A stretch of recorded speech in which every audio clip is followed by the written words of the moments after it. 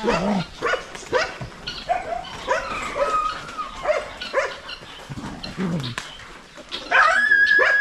na yung mga kalapati natin, no? Wow, napakaganda tingnan. Pag sabay-sabay sila lumipad.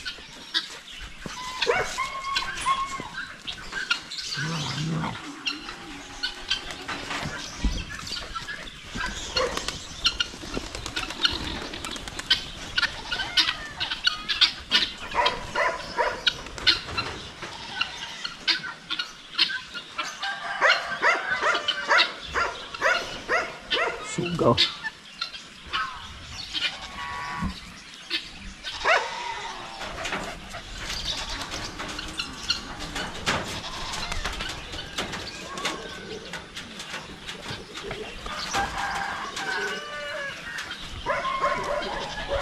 Walang naiwan sa loob. Silang lahat lumabas. Yan.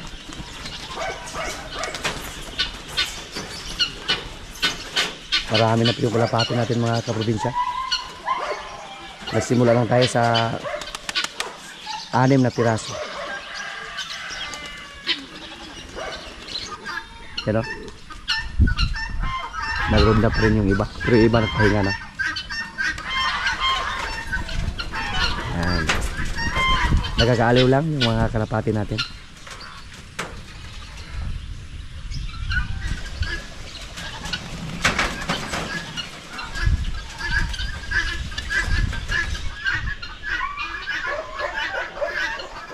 Yung isa natin baka dito, oh, na si Basya.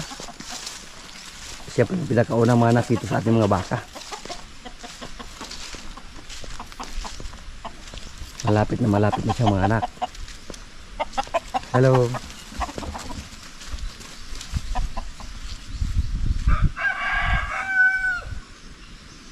Gumalaw na, oh.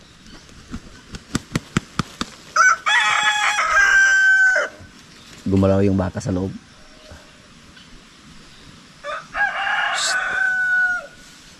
Sana po lalaki yung anak niya. Kasi marami na tayong baka dito na babae. At si Basya po native lang. So kung sakali mga anak siya, gusto ko po sa kanyang anak ay lalaki. Para maibinta natin agad. Tapos sana po magpana siya kay Pugi. Pasensya na po sa boses ko mga kaprobinsya. Napaos, gisubawan ko.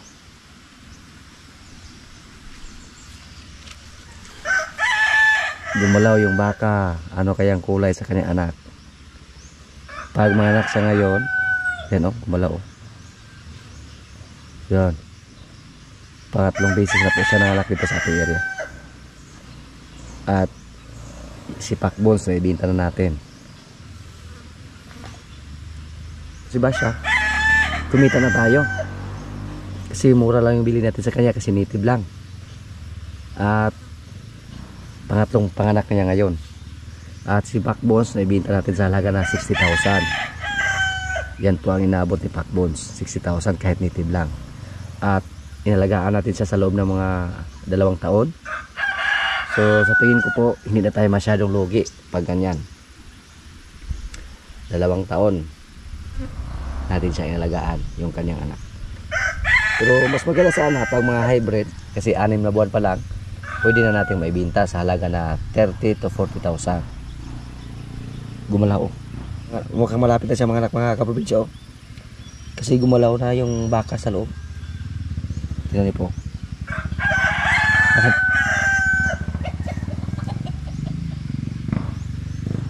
Mabas ka.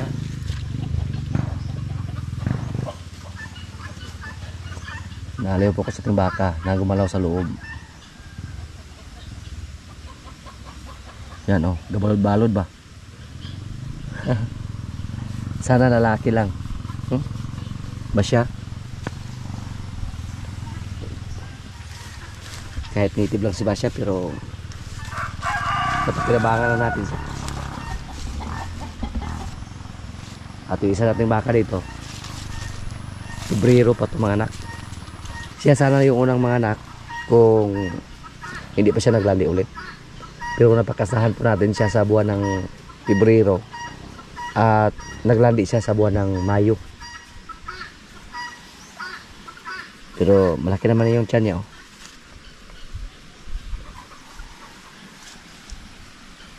Hintayin na natin kung anong itsura sa kanyang anak dito. Ayan.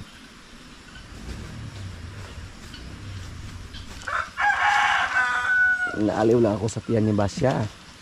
Gumalaw. Naglumbag ng baka. Gusto nang lumabas.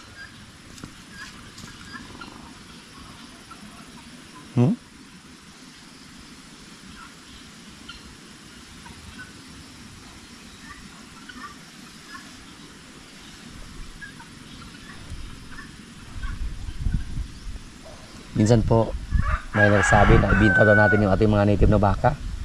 Palitan natin ng hybrid. Maawa po ako sa ating baka na si Basya, mga kaprobinsya, pag ibinta natin. Magaling siyang mag-alaga ng anak. Tapos madali lang siya na maglandi.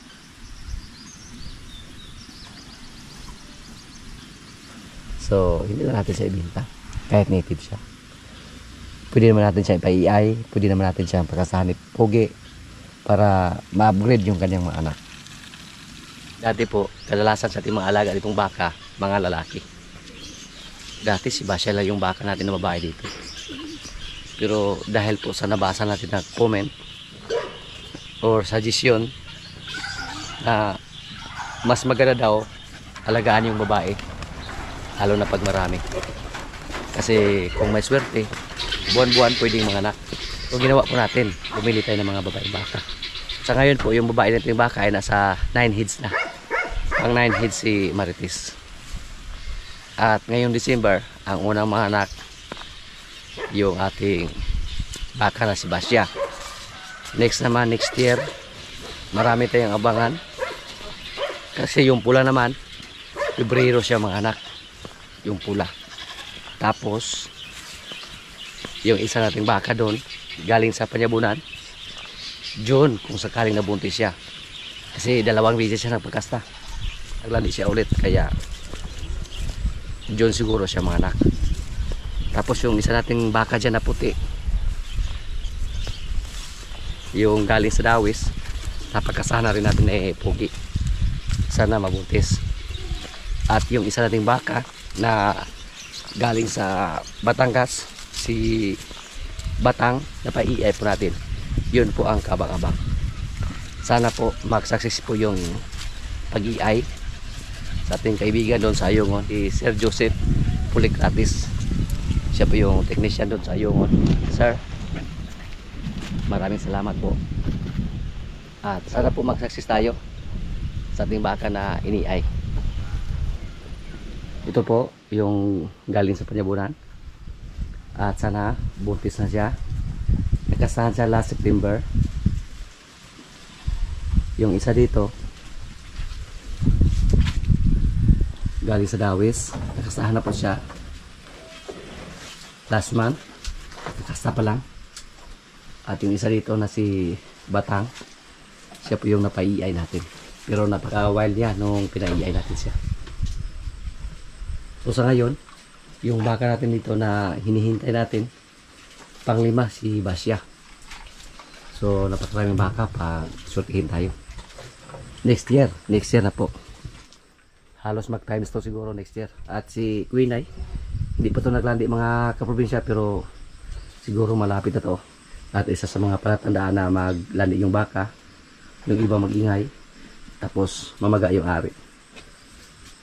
May mga silent hitters naman. Ito po. At sabi po na sa ating kaibigan at technician, napakataba daw sa ating mga baka na babae. So kailangan natin na i-reduce yung kanilang katawan. So dati 2 beses kami nagbigay ng Cupramil sa kanila. Ngayon 1 beses na lang. Tapos kumpay or dahon ng tubo yung ibinigay namin para pumayat ng kunti. Yan. So excited po tayo next year mga kaprobinsya. Kung sakaling mabuntis yung mga baka natin dito, lalo na si Batang po, Red Brahman po yung similya na ini-EI namin sa kanya. Dito sa Negros, bibihira lang yung Red Brahman na makita namin dito. Kadalasan po mga white Brahman. So ito po si Queen Eye, kung sakaling maglandi siya, tapos si Lemire ayaw pa rin kumasta, ipa-AI natin siya. Sana surtihin tayo sa ating mga alaga dito, mga kaprobinsya. Sa ngayon, yung mga babae natin siyam. Kung sakaling magdagdag tayo ng baka, babae yung idagdag natin. Para pwede tayong makapresyo ng mataas. Basta magandang klase yung baka na ibinta natin.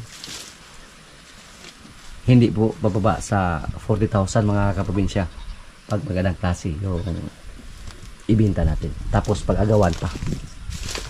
So, gagawin po natin yung suggest ng ating kaibigan na technician na i-reduce yung pagkain. Tawasan ng konti para hindi tumaba ng husto. Ito po, baba. Napakapayat to dati. Yan. Sa ngayon po, may mga baka tayo na lalaki. 4 na lang yung natira. Kasi naibinta na po natin si Kungkung at si Takbones. Itong si Queen Eye, nung nakita ito na ating mga kuwet bahay dito, parang buntis daw kasi malaki yung tiyan. Dahil siguro sa kanyang taba ba, malaki yung tiyan, tingnan. Tapos pinadukot natin para masiguro kung buntis ba siya o hindi. Pinasiguro natin kahit hindi natin siya napakastahan, kasi minsan po nakawala yung baka na lalaki, baka nakasahan siya ba. So ang ginawa natin para masiguro, nang pumunta dito yung ating kaibigan na technician, pinadukot natin kung ba, para masiguro kung buntis ba o hindi. Tapos nung nadukot niya, nasiguro namin na hindi siya buntis. So, si Batang, parang matakot akong lumapit sa kanya, baka masipa tayo ba, kasi grabe ang tapang niya nung inaiay natin siya. Sinipa niya lahat yung nakaharang. Ito si Marimar, mukhang malapit na rin ito mga kaprobinsya. Siya yung baka dito na napakagay. Pasakay lang sa atin. At malaki na siya, halos magkaparihan na yung laki nila sa ating baka na nabilis sa panyagulan.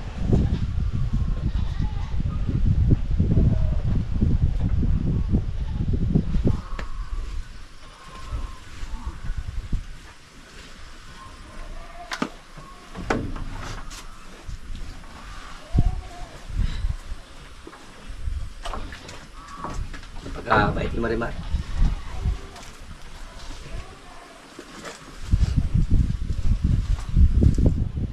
Yung isa mga kaprobinsya, matapang yan. Ano wag? Pinalabas namin siya dati kasi nakala namin malapit sa mga anak. Pero naprank lang kami. Katulad ni Jade, naprank lang kami ni Jade dati. Pinakala namin mabuti si Jade.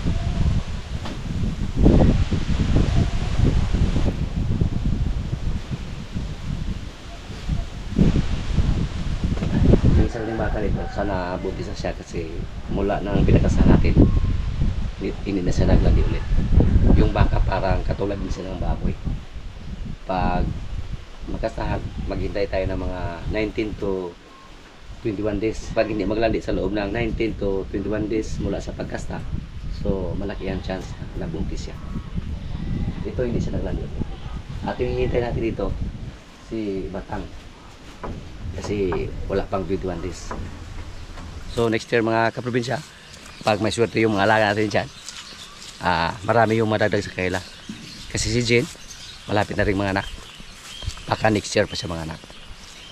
Yung aming garden dito mga kaprobinsya, oh. Yung sibuyas namin. Ay, psst! Matiyo. Pang similya.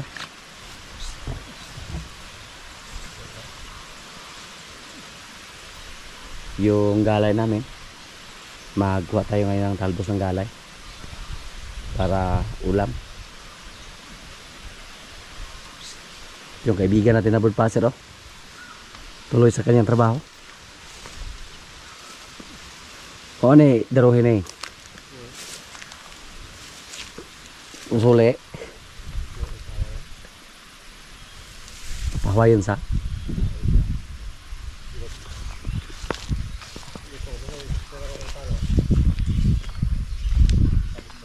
Akan ba ito?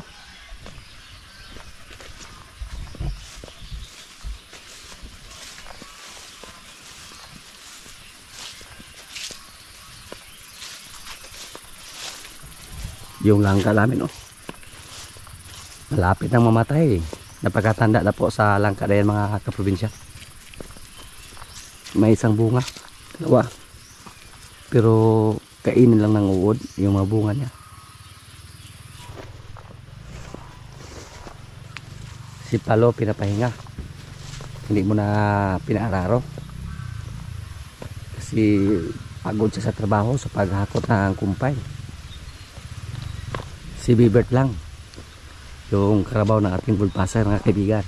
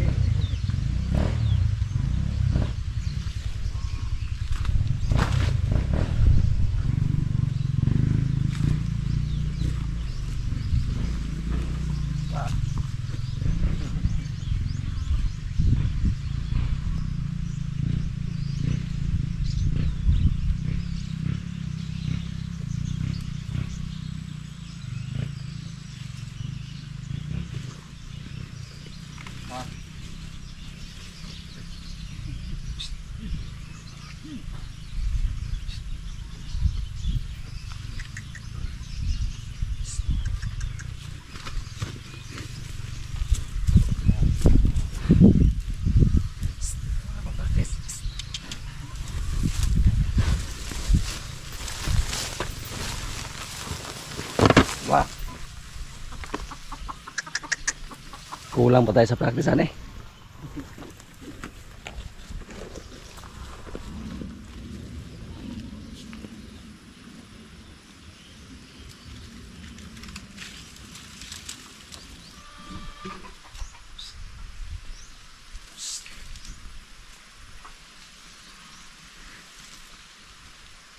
Baka sa lahat ng palapin ni Juan.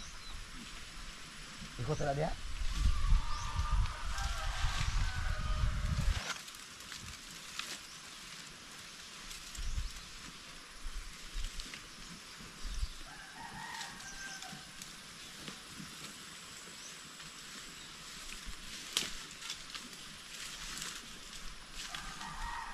Tunok.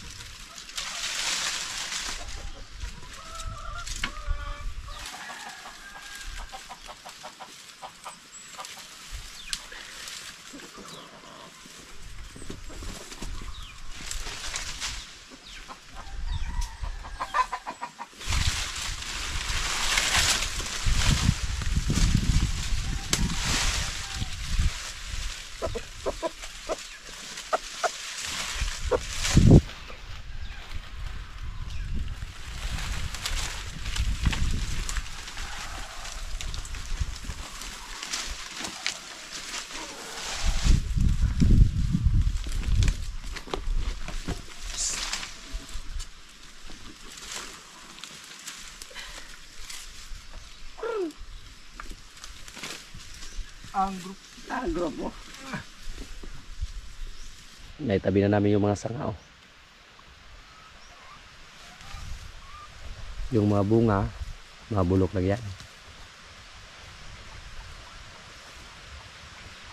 Next year, pwede na siguro rin itong taniman ng kwan.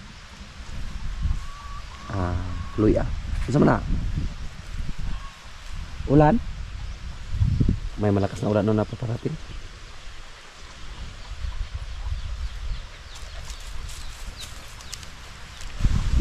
May ulan.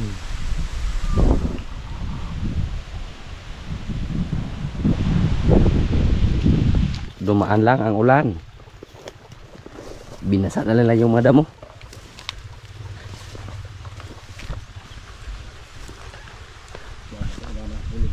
Hulog ng langit. Ay ko makatawa. Akin napaos ko.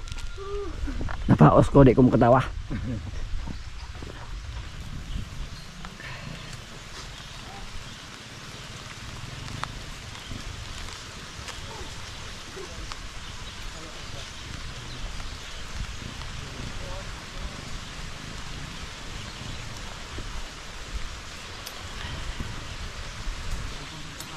Ah.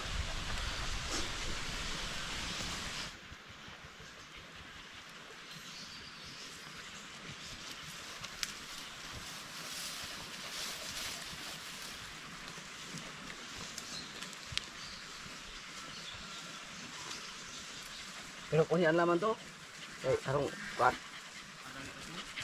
Coba kita mau buka doble na tayo. Asa na sila ron?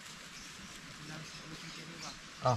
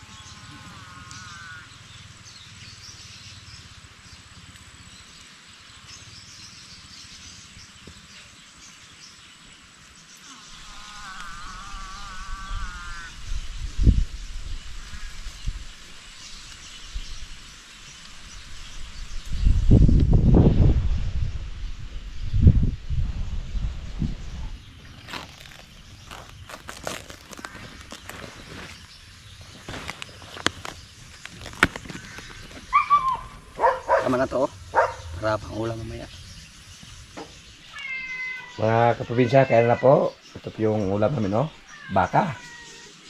At saka galay. Talbos ng galay. Apan-apan. Apan-apan tawag ano. May kanin. Lord, maraming salamat sa pagkain. So, kaya na. Sabuhin ko din. Sabuhin. Oh. Gamay ba niyo? Tara daw. Talbos.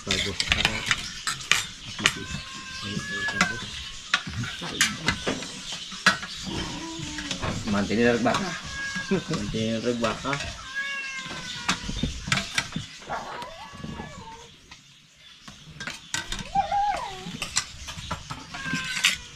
Tapos kasi yung mahal ang baka, dili pakimba. Tulungan ko na. Nagkabang imba dong. Naglalakang dorong ko. Para sa baka, mag-ihaw sa kagsulan. Baka ba sila sa baka. Ngayon ko. Ayun ito. Nag-iinit ko wala ma. Meron po. Sa bola na ito. Ano po sa bola? Bisikat ng dadig subla-subla. Wala na. Wala ko yung parado. Ayun, power. Basta yun naman. Dito.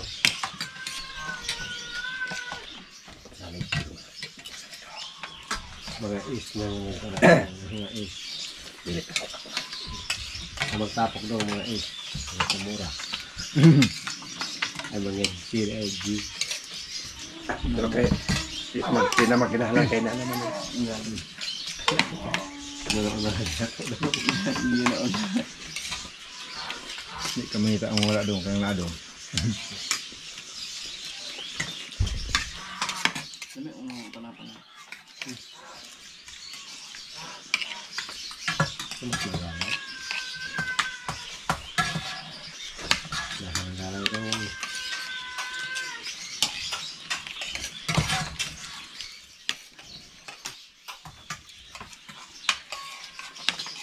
Dodo nga na. Apel tak ilag takot to kumpay ro.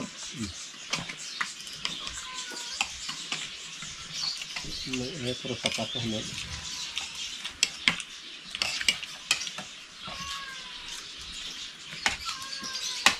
Sabon po ito yun.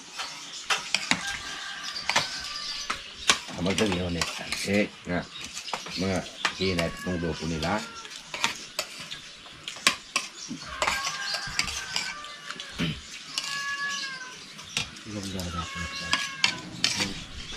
Lahat ko isang lugar eh. Nato ka char. Sa tahon.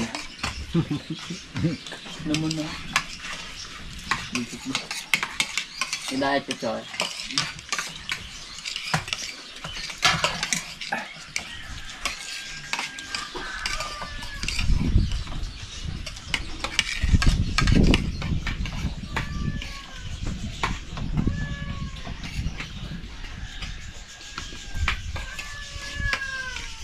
Asa man napitas at baka bro lang. Ugaton gali. Baka doon lubay-lubay ka lang. Lami kaya nilat ka yan. Lugar na natin. Good na ba po?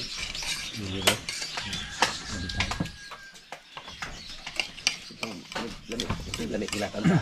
Kunay ugaton.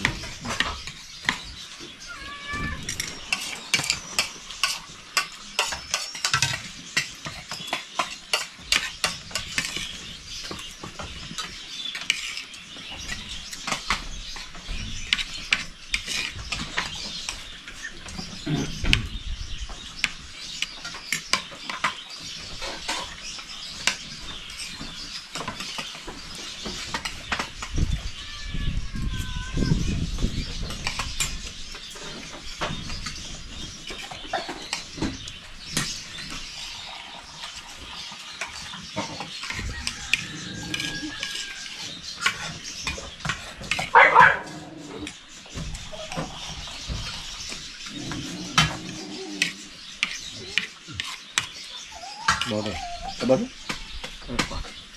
Ito yan. Ano po pilag dyan. Ganyan naman.